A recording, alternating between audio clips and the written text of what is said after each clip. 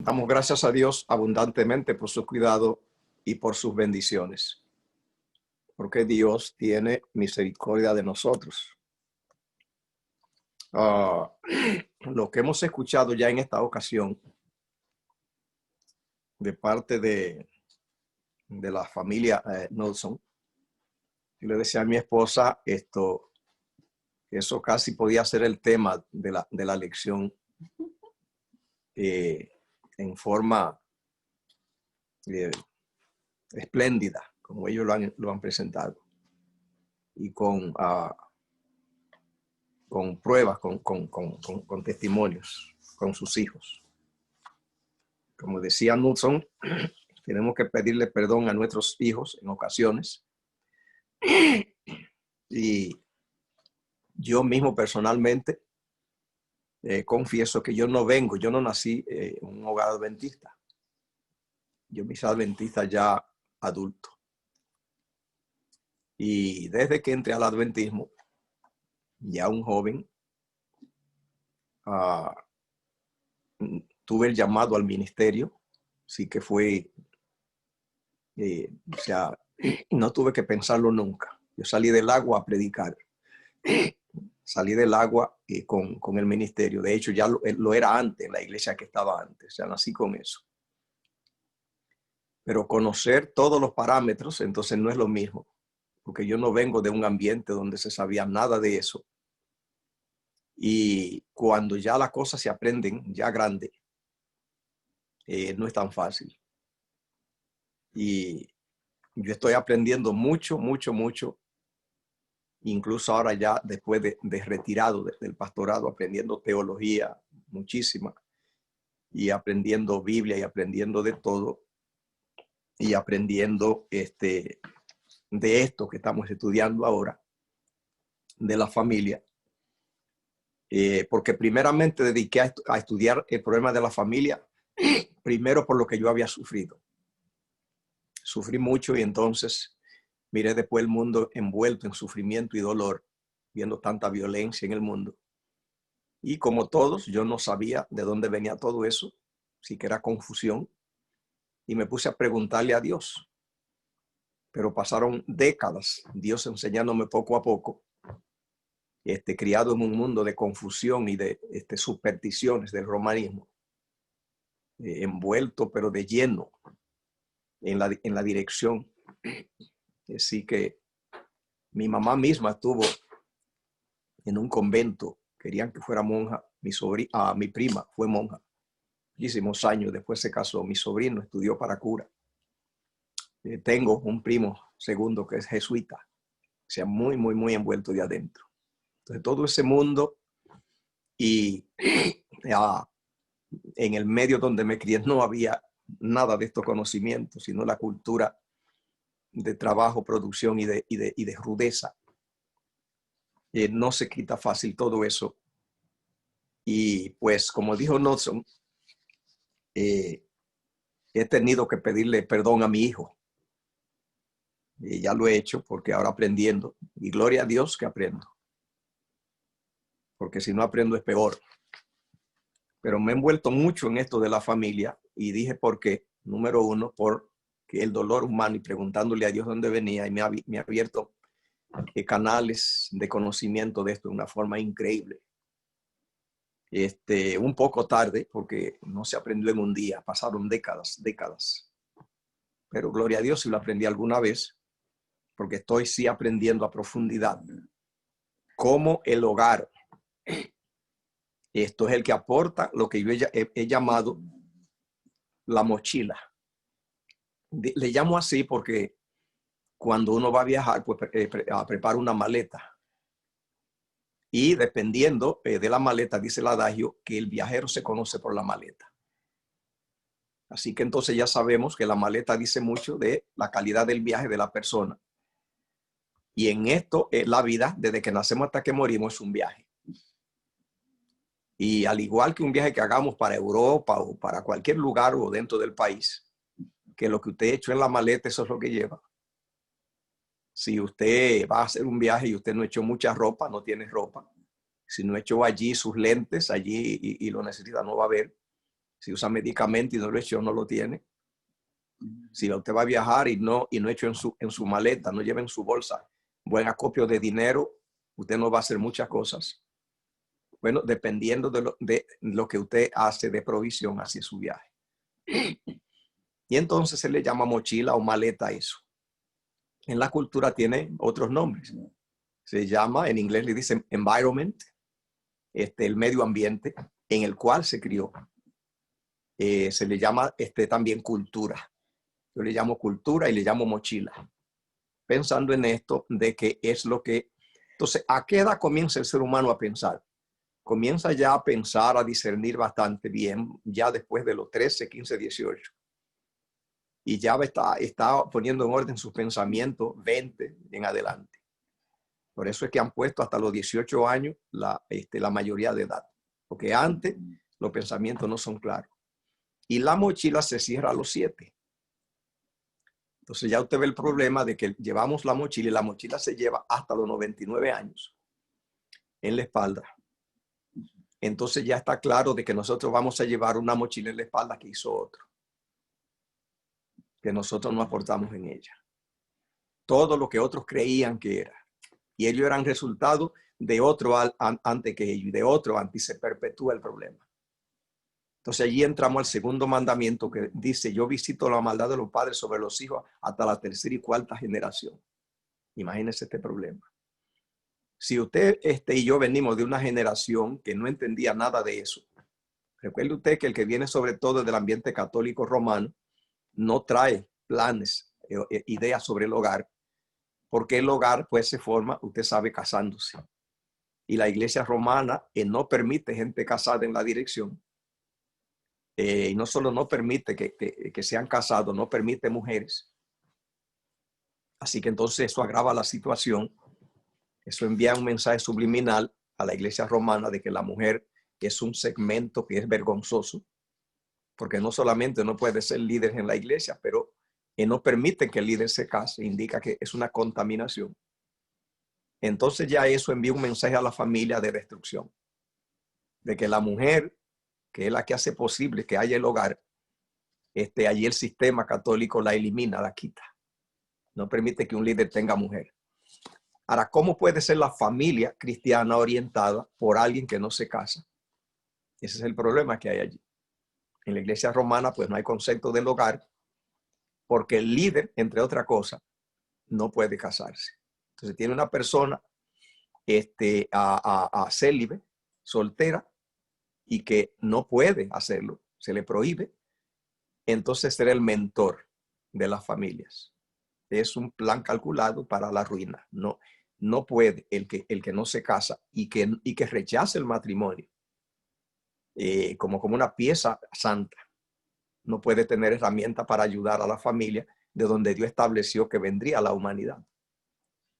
Entonces, hay un versículo que yo quiero mencionar antes, importantísimo, que es el que aporta la plataforma al seminario de matrimonio que mi esposa y yo impartimos, que es la plataforma de ese seminario, es en Malaquías capítulo 2 y el versículo 3 en adelante. Fíjese cómo dice. Malaquías 2:13 dice así. Lo que dice Jehová dice: y esta otra vez haré cubrir el altar de Jehová de lágrimas. El altar de Jehová dice con lágrimas. ¿Qué indica eso? Que la gente que le sirve a Dios estaría allí llorando. Dice de lágrimas, de llanto y de clamor. Dice el altar de Jehová. Malaquías 2:13. Así que no miraré más la ofrenda para aceptarla con gusto de vuestra mano.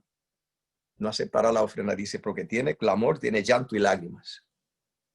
Pero ¿de dónde vienen ese llanto y esa lágrima? Y porque Dios no quiere que la gente vaya con este llanto y esta lágrima al altar y rechaza la religión, fíjese. Porque cuando en el Antiguo Testamento se rechazaba la religión, se rechazaba la ofrenda, era rechazar la religión. Porque era la única religión que había, era llevar la ofrenda y los sacrificios a Jehová. Y el versículo 14 dice, ¿por qué? Allí pregunta, más diréis, ¿por qué? Mire bien, Gálatas 2:14. porque Jehová ha testiguado contra ti y la mujer de tu juventud.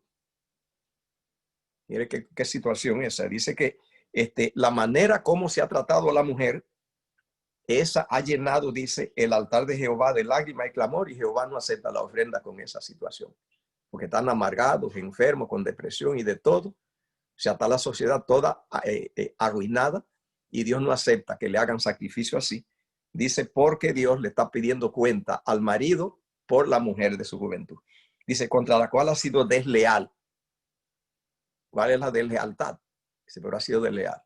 Y por eso Dios no acepta la ofrenda de la gente, dice. Siendo ella la compañera y la mujer de tu pacto.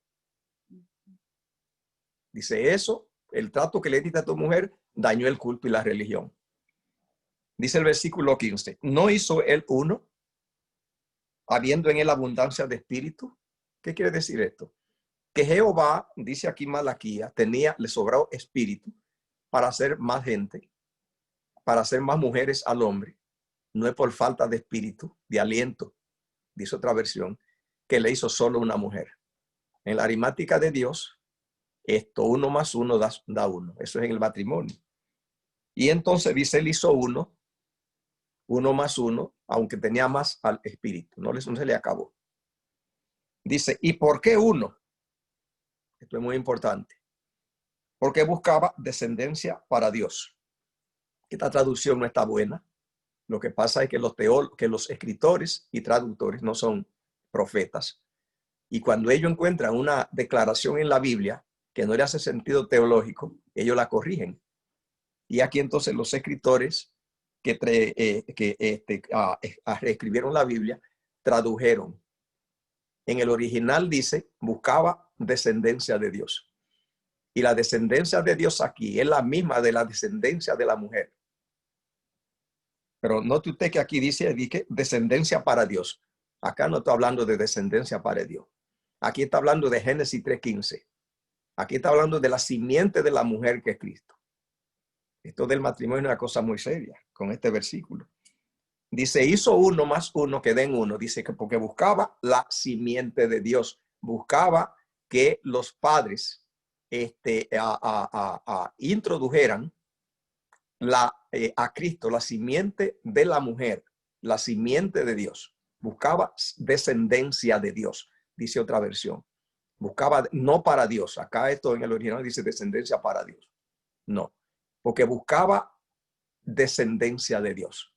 La descendencia de Dios en el Antiguo Testamento, Génesis 3:15 es Cristo. Y en Gálatas también, la simiente de Dios. La simiente de la mujer. De Apocalipsis 12:17. Eso es lo que este versículo dice. En otra palabra, se le encomendó a los padres para que ellos fueran los que manejaran la simiente divina en la descendencia. Dice aquí, descendencia de Dios. Guardaos pues en vuestro espíritu y no seáis desleales con la mujer de vuestra juventud. Y dice aquí que hay dos maneras de ser desleales. Dice, uno es con repudio y el otro es con violencia. Dice el 16, dice, porque Jehová Dios de Israel ha dicho que él aborrece el repudio, los hombres que votan su mujer, pero hay otros que no la votan, dice, y aquí hay otro error de traducción, porque aquí dice el versículo 16, dice, y al que cubre de iniquidad su vestido. En el original dice el que cubre de violencia. ¿Ve? La violencia es iniquidad, pero no siempre la iniquidad es violencia. Pero como los copistas no entendían y no saben qué estaba pasando. Dice que cubre de violencia, repudio y violencia en vuestro vestido, dice Jehová de los ejércitos. Guardaos pues en vuestro espíritu y no seáis desleales.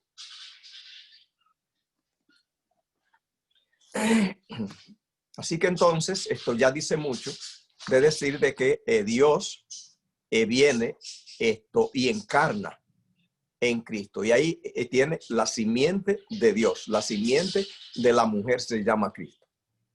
Y que entonces Dios establece el matrimonio, lo hace uno más uno que den uno. Dice, porque él busca la simiente de Dios.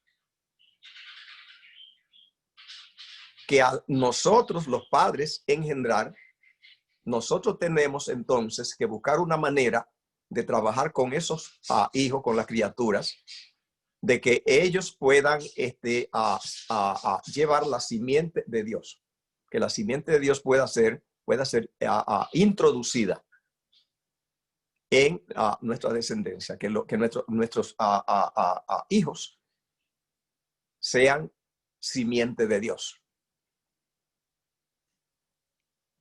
Entonces, dice aquí, como decía la hermana Torres, esposa de Knudson, de que estábamos conversando acerca de este versículo, cuando dice allí en Éxodo 20:12, honra a tu padre y a tu madre para que se alarguen tu día en la tierra que Jehová tu Dios te da. Lo que estamos preguntando es,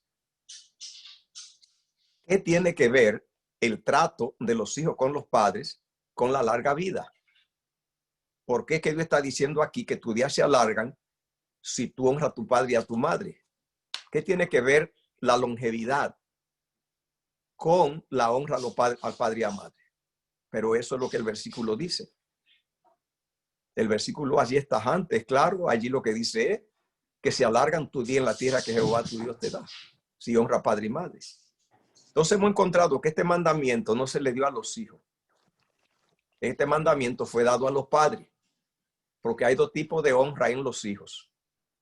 Hay una honra que la malinterpretación nos ha aportado, y es aquella de que todo lo que hay que hacer es que los hijos se porten bien con los padres, que solamente los hijos le recuerden el cumpleaños y le den comida y le den cuando están ancianos y le den cosas.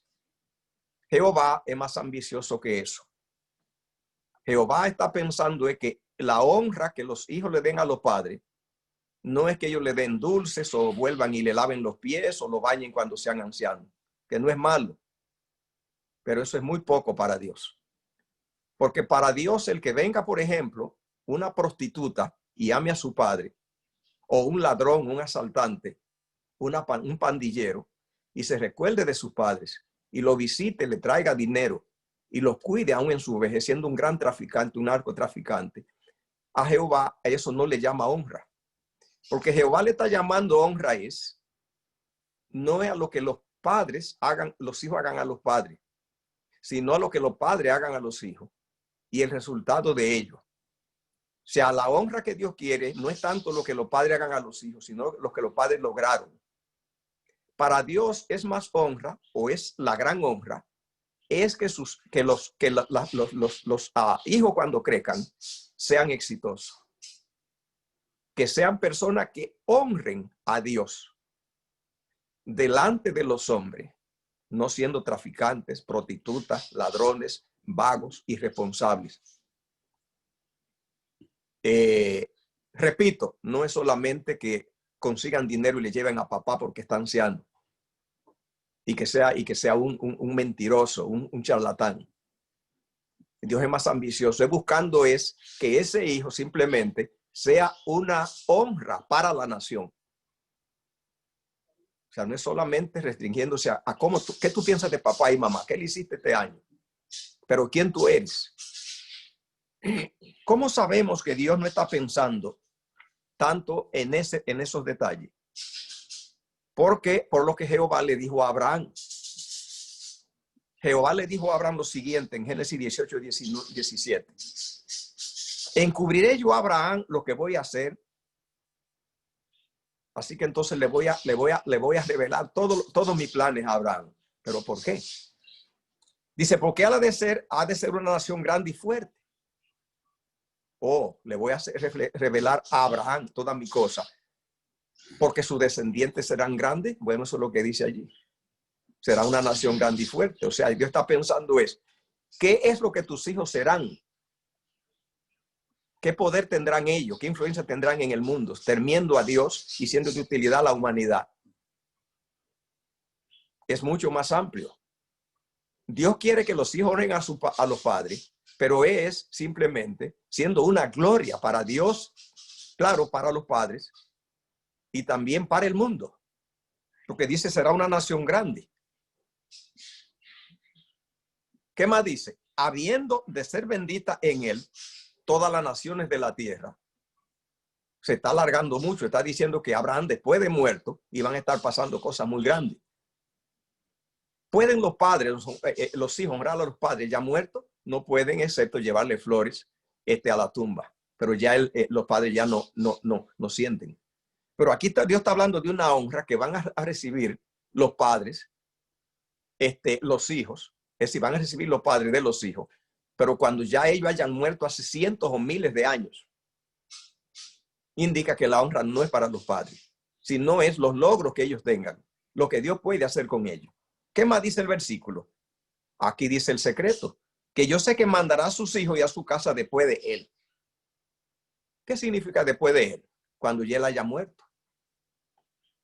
Esta es la honra que Dios está pidiendo. O sea, que está claro que el mandamiento no es dado a los hijos, sino a los padres. Porque se está pensando en no exigirle a los hijos, alándole las orejas, que se porte bien con los padres.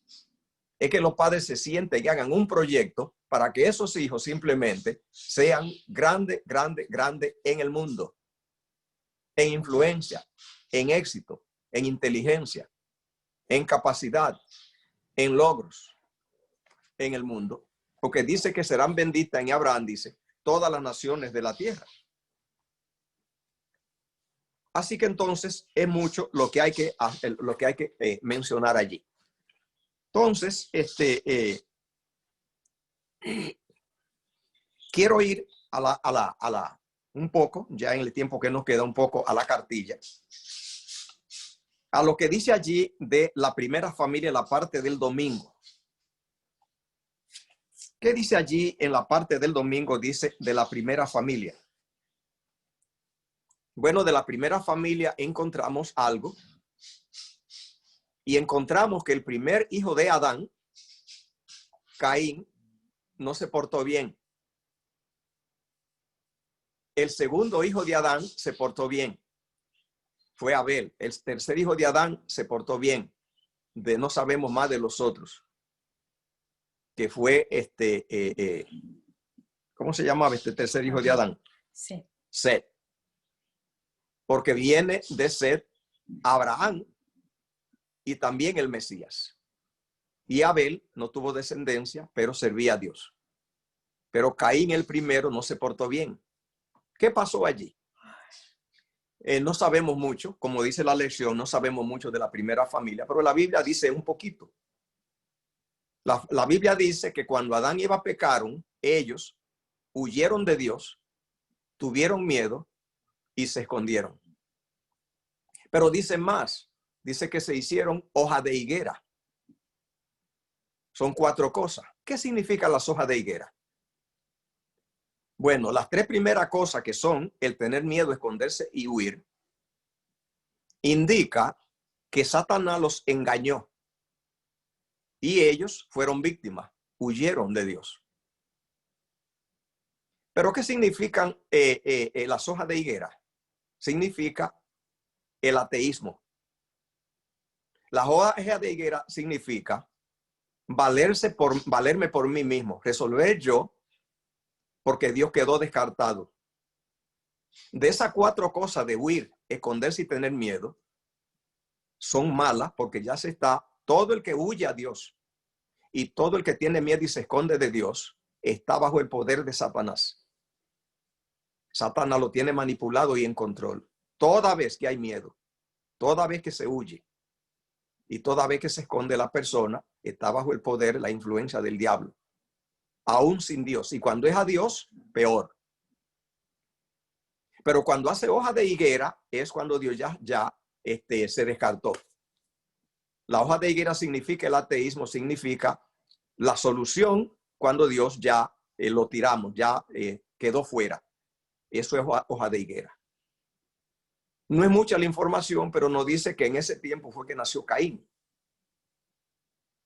¿Qué le pasó a Adán? Adán se arrepintió. Lo sabemos porque tuvo un hijo llamado Abel que hacía sacrificio a Jehová. Y además de eso, en la genealogía de Cristo, que presenta Lucas, que tiene 77 eslabones, allí Adán fue incluido. Entonces todo eso sabemos que se arrepintió. pero ya vemos que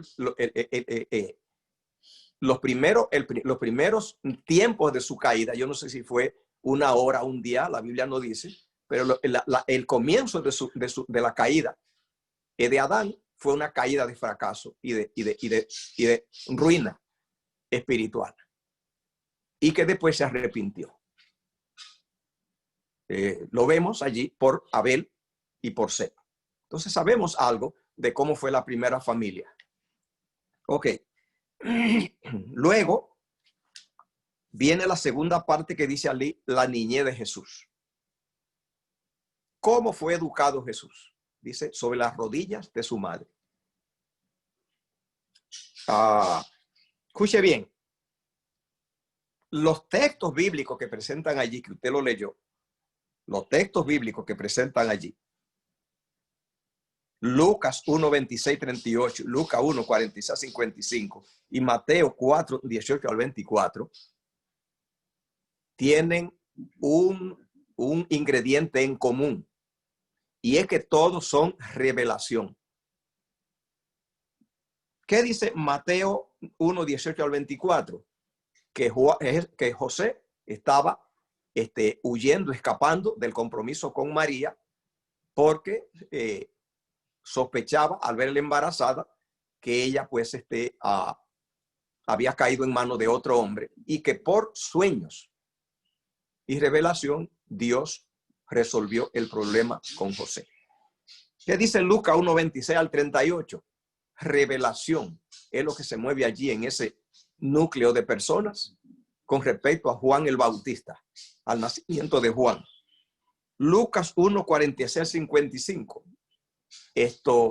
Revelación allí con respecto a cómo María recibe y trata. Recuerde bien que allí en estos tres textos allí es profeta, es profetisa Elizabeth, es profetiza María en estos textos, y es profetiza profeta Zacarías, y el niño que nace de Zacarías es profeta, que es Juan, y Cristo es profeta. Eso lo que quiero compartir con eso es de que la educación de esa parte de la niñez de Jesús se mueve en un ambiente donde todo es profecía, donde todos son profetas, donde es la profecía, la relación en vivo con Dios en dinámica, es la que maneja la niñez de Jesús. No solo él es profeta, pero son profetas todos los que los rodean. Esa es la dinámica de esa parte de allí. ¿Hay algún comentario al respecto? Que del inicio el Señor ha presentado un principio, y es de que le conozcamos a Él, y María y José, que eran fieles seguidores del Señor, siguieron esa instrucción.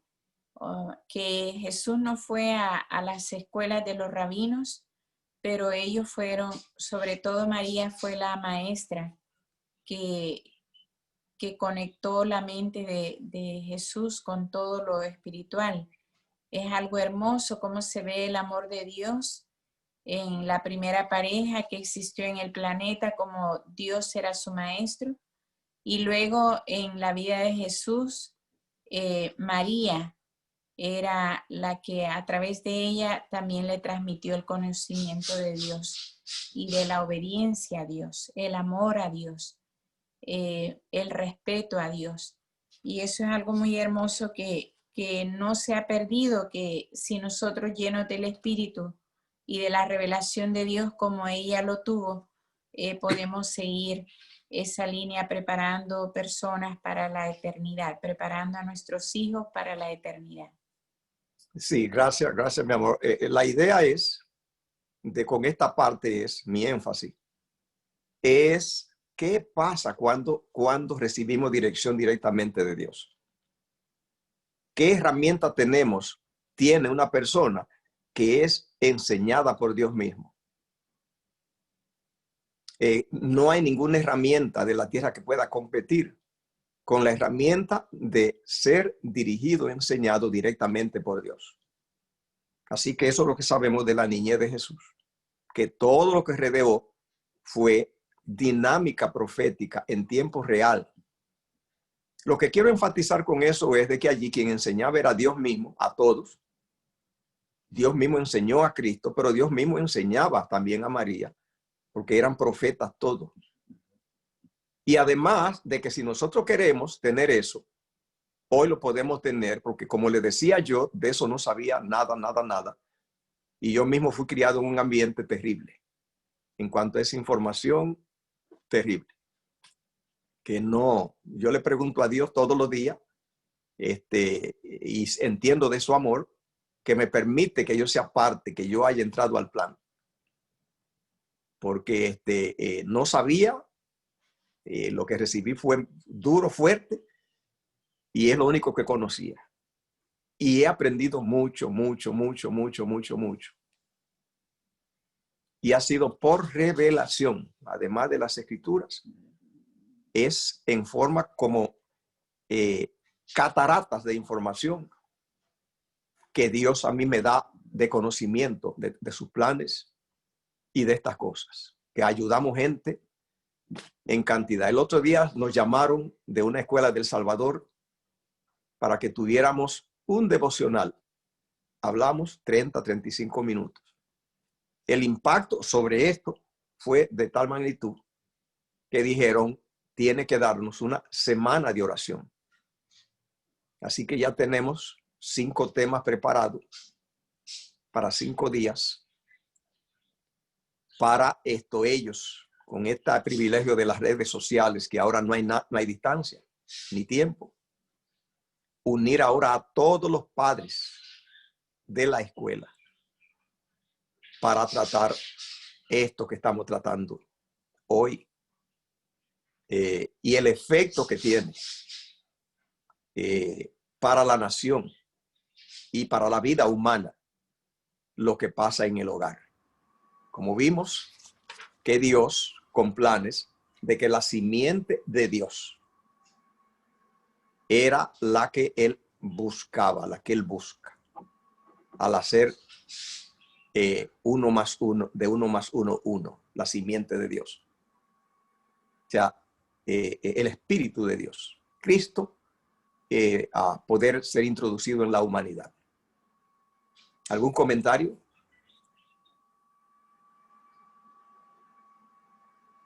Pastor. Sí. Que estoy aquí, estoy prácticamente como diríamos, así vulgarmente, meditabunda.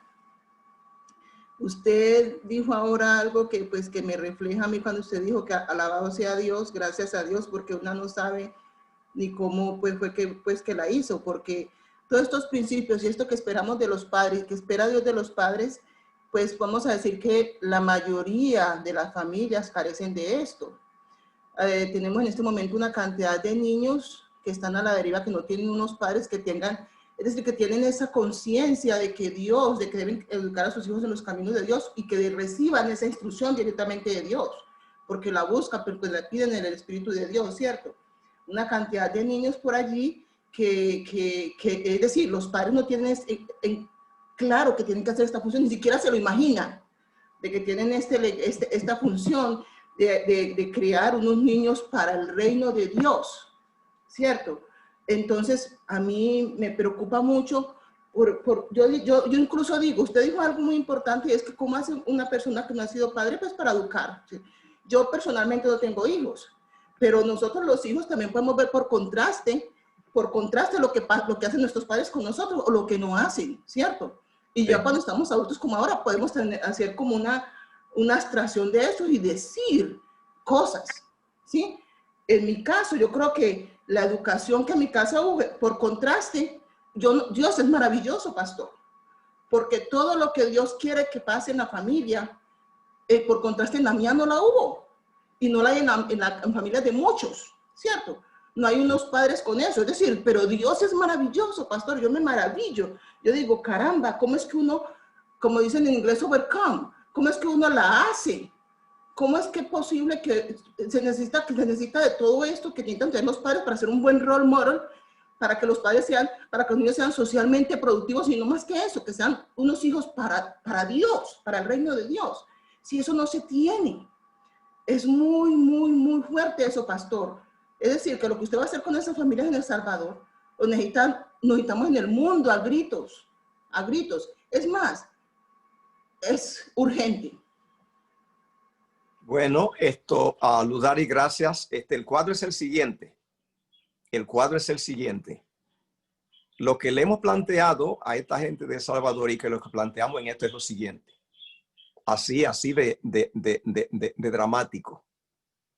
Que el hogar es el causante de toda prostitución, pandilla, tráfico, atracadores, asesinos a sueldo, violencia, corrupción, inmoralidad, pederastia. Depresión. Eso es lo que pasa en la cultura. Pero cuando Dios le dijo allí, le dice allí en el quinto mandamiento que se alarguen los días en la tierra que Jehová tu Dios te da. Está hablando ahora de la salud y esa es otra parte que es más dramática. Recuerde que ya hemos mencionado el crimen, la violencia, que eso es alarmante. Esa no es la parte más fea. La parte más fea es cuando dice el mandamiento que se alargue en tu día, es la muerte. Esa es fea. Que es que por causa de lo que pasa en el hogar, es que la muerte prematura, la depresión, la ansiedad, la diabetes, el cáncer, probadísimo, toda enfermedad, porque cuando dice que se alargue en tu día, lo que está diciendo es lo que los padres y los hijos pasen entre ellos, determinará la longevidad. Y que cada vez que tú veas la muerte prematura y la enfermedad por todos lados, el dolor, el sufrimiento, los hospitales llenos, los cementerios llenos prematuramente, y no prematuramente, los cementerios llenos y los hospitales repletos. Eso es grande. No solamente el crimen, no solamente que ya el matar ya no impacta. Usted oye en la noticia, oye en países por ahí. Estamos aquí más cerca de México, pero no está peor, ¿no? Guatemala, Brasil, si va, eso es allí, es terrible. Pero usted encuentra que ya fosas comunes, ¿qué es eso? La gente no sabe, ¿qué es eso? No es que ya la gente se mata al granel y ya es tanta muerte que ya no pueden llevarlo a los cementerios, que tienen ya que hacer hoyo como en las epidemias, como en las pandemias. Eso dice, fue una epidemia, no, que se matan y ya no impacta. Mataron y ya no. Y todo eso viene por lo que lo pasen los padres y los hijos. Lo que papá hace en el hogar. Eso es duro. Todo eso. Pandillas, muerte, violencia, tráfico. La drogadicción que hay. En los Estados Unidos tienen un proyecto, un programa, donde mi esposa trabajó en él. Ella hizo una maestría en terapia familiar. Y fue pues a buscar trabajo y trabajó en una clínica. Y dijimos, no trabaje allí, porque eso no tiene sentido. El programa que tienen allí es el gobierno gastando miles de millones de dólares al año en Estados Unidos para darle un sustento de drogas a una población vegetal parásita, destruida y enferma. Y para que ellos no sean violentos y atraquen, maten, incendien, se le da entonces una droga química. Y a eso se pagan miles de millones de dólares a psicólogos y psiquiatras. Y el trabajo de mi esposa era, le iban a pagar, le pagaron, para que ella agotara un horario escuchándolo a ellos, sin opinar mi esposa ni decirle nada. Ellos no razonan. Pero que era terapia que lo escuchen y se le paga para que lo oiga por 40 minutos.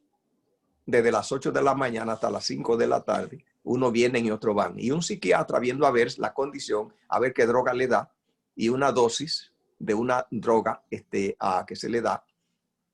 Eso hay acá. Y eso es, todo sale del hogar. Es el hogar la que hace eso. ¿Sí? Y la muerte prematura y toda depresión, toda enfermedad. Anoche estábamos leyendo aquí que dice la sierva del Señor.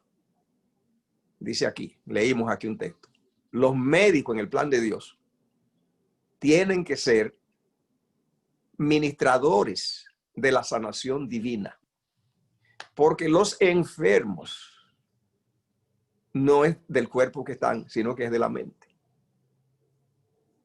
Que si se les ministra para poder entender el plan divino, que puedan recibir la receta de Dios. Se resuelve el problema, si no, no.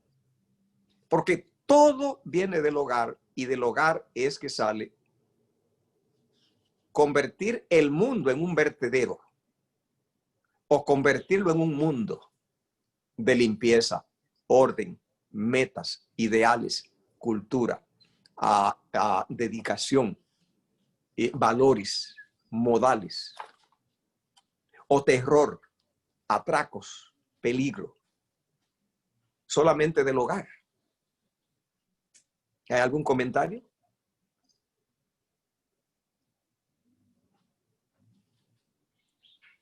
Que el enemigo ha nublado y ha obstruido la mente del ser humano para que ninguna mujer, ningún hombre reciba la preparación para realmente desempeñar el papel de la paternidad, como dice el libro de la educación en la página 248 al 56, que esa es la base primordial que debe de llevar toda mujer y todo hombre si piensa, ¿verdad?, ejercer el papel de padre y de madre, pero como todos nosotros no fuimos preparados, no tuvimos un referente ni de nuestros padres, ni de nuestros abuelos, ni de nuestros bisabuelos, ni tatarabuelos, o sea que es una cadena interminable de sufrimiento, pero la misericordia de Dios es tan maravillosa, como dijo la hermana Lustari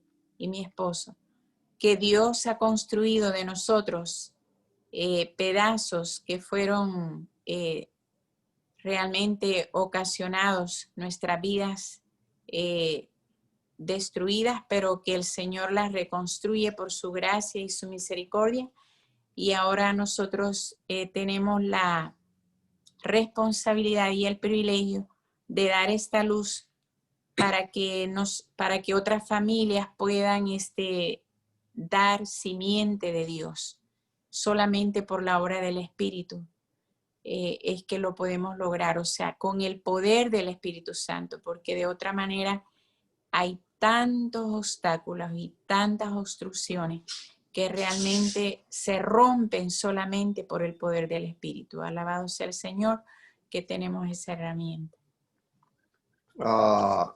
El versículo que dice allí, dice, no provoquéis a ira a vuestros hijos.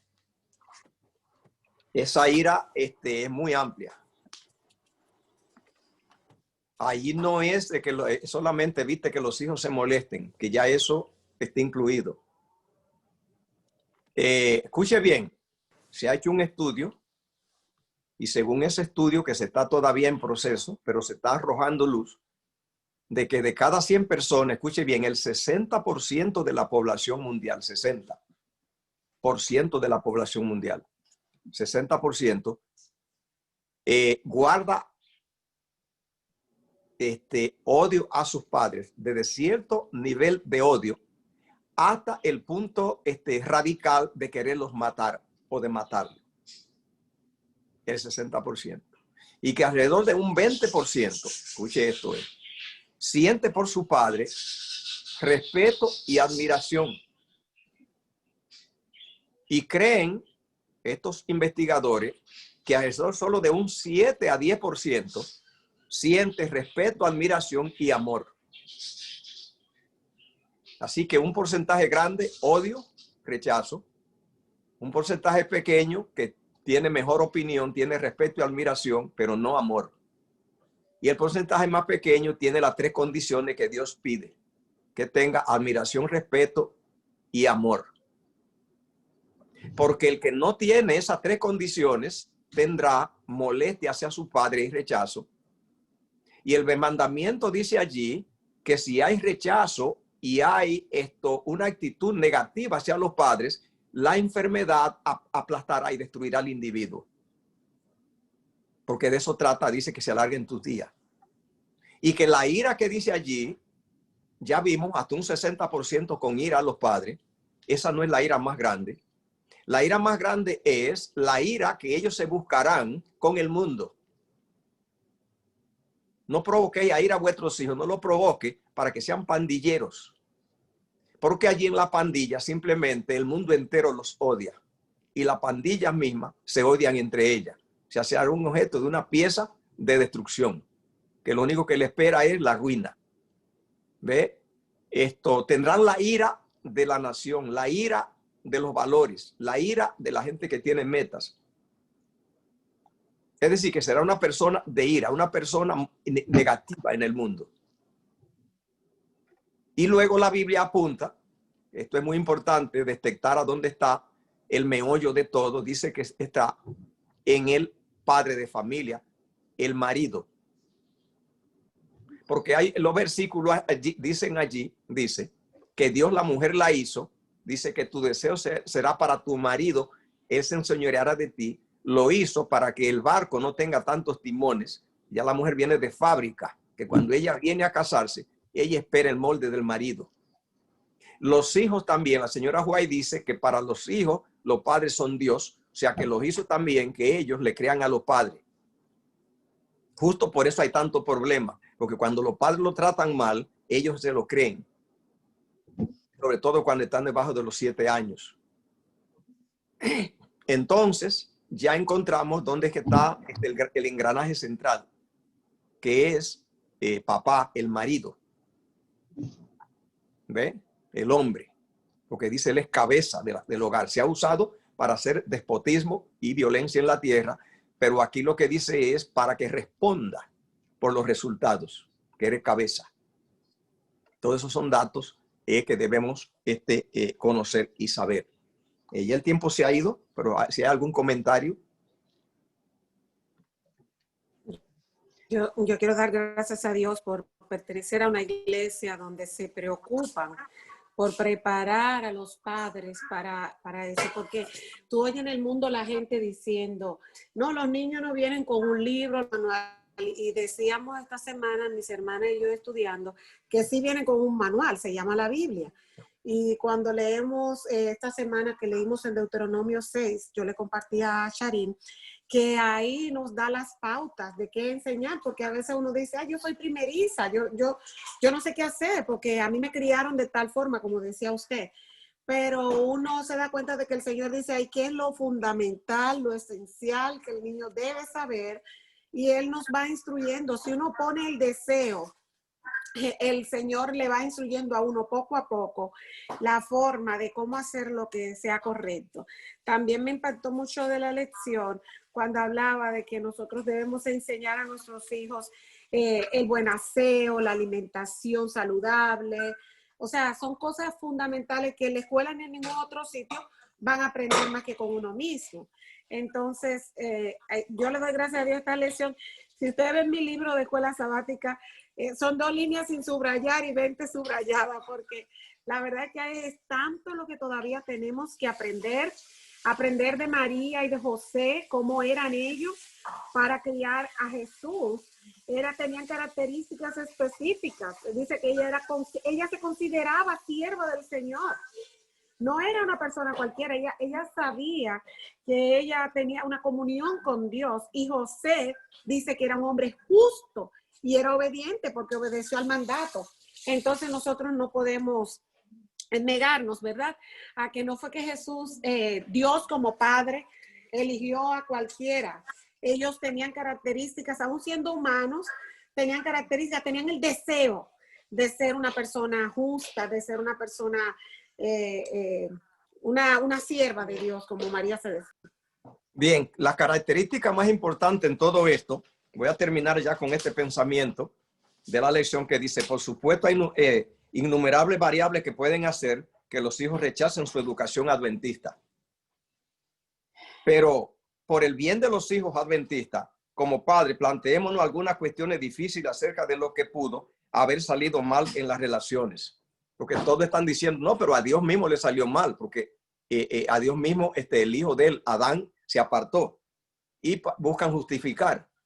Dice aquí, ¿con qué frecuencia los padres y los hijos comparten asuntos del corazón entre sí? Entonces ya ese es el secreto. Y es que tenemos simplemente una cultura que ha creído en valores equivocados de la productividad y se cree en el hogar con mucha frecuencia que traer mucha comida y proveer de casa, allí se puede gastar todo el tiempo. Y ocurre que eso no es lo más, porque Cristo dijo, no solo de pan vivirá el hombre. No dijo que el pan no está, pero dijo no solo, sino de toda palabra. Entonces dice aquí, ¿se sienten seguros los hijos para compartir esperanza, temores y problemas con sus padres? Entonces ya ahí sabemos dónde está el problema. Yo sé que en eso he fallado. Lo hemos hablado aquí en la familia. Yo no lo sabía. Yo doy gracias a Dios que he aprendido eso. Qué cosa tan importante como esa pude llegar a mi entendimiento. Que no es solamente si somos responsables que no falte comida y la nevera esté llena. Que lo que más ha faltado sobre todo es el trato de amistad, que hay que tener un puente de comunicación. Como decía una madre que me dijo a mí, de los hijos hay que untarse, dice ella. Eso me dijo una mujer. Dice, los padres tratan continuamente de afirmar los aspectos en que le está yendo bien en los hijos, o los hijos solo escuchan críticas cuando cometen error. Son pacientes cuando los hijos tropiezan al aprender nuevas actividades o responsabilidades. Expresan empatía hacia sus hijos, recordando que ellos también fueron niños. Guían con cuidado a sus hijos para que tengan una relación con Dios, o simplemente fuerzan la instrucción religiosa. Son suficientemente seguros y adultos como para admitir que los hijos, cuando cometen un error y piden perdón, o continuamente muestran una fachada de perfección que los hijos saben distinguir de todos modos. Han dedicado tiempo a prestar atención exclusiva a sus hijos, juegan con ellos, se han fomentado y ganado el respeto entre padres e hijos, aplican su padre la disciplina en un ambiente tranquilo y controlado en forma impulsiva en medio de la frustración o la ira, comunican palabras y acciones de amor y cuidado tienen a sus hijos para que sepan que los aman incondicionalmente. Esto es importante. Vamos a orar para terminar, se ha ido el tiempo. Padre, grande es tu misericordia. Gracias, Dios mío, con una lista, un manual glorioso que tú has puesto en la mano de la humanidad. Gracias, Dios mío, que alguna vez lo aprendemos, aunque sea un poco tarde. Es mejor saberlo alguna vez que no saberlo nunca. Ayúdanos, Señor, a crecer en la sabiduría divina para que podamos, Señor, cumplir con el propósito de la simiente de Dios. Amén. En nuestros hijos, en el nombre de Jesús. Amén. Amén. Amén.